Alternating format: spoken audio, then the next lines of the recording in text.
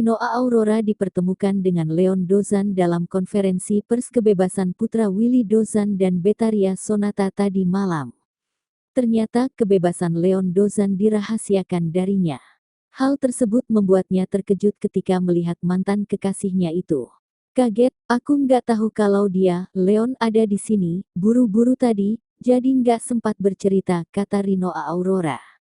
Ibunda Rinoa Aurora, Yuliana Asad juga terkejut dengan adanya pertemuan mendadak ini.